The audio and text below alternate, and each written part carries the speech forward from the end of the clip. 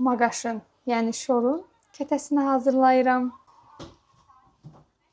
Mən tam yarıdan başlamışam çəkilişimə. Çünki işıq olmadığı üçün, kameramın da zaryadkası az olduğu üçün ona görə çəkiliş edə bilməmişəm. Maqaşım, yəni şorum hazırdır. Bunun içinə mən çay qaşığının yarısından soda əlavə eləmişəm. Bir də yarım stəkan süd əlavə eləmişəm ki, südü ona görə əlavə eləmişəm. Biraz yumşaq olsun. Çox etməmişəm ki, xəmirim içərisinə partlamasın. Sodanı da uzansın, yəni maqaşım uzansın deyə ona görə əlavə etmişəm. Bir də bir çay qaşığı dolusu duz əlavə eləmişəm. Xəmirim də standart xəmir, yəni duz, su bundan ibarətdir. İndi davam edək hazırlanmasına. Belə xəmirimi bu hala gətirmişəm, xəmirləri hissə-hissə, xırda kündələr. İndi o kündələri açıram, belə içəriyə doğru. İçinə maqaşı əlavə edirəm.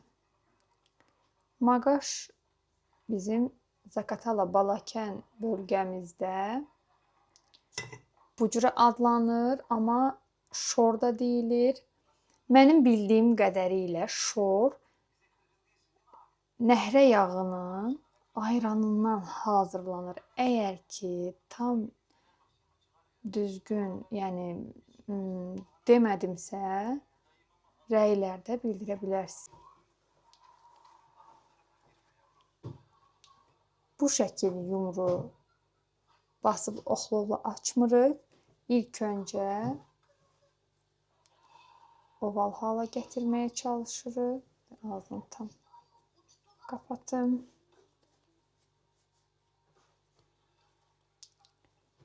Ki, bunu etməyimizə səbəb odur ki, oxlovla açanda içindəki maqaş, şor tam yayılsın, bir hissəyə yığılıb qalmasın deyə. Bu şəkil yumru açıram.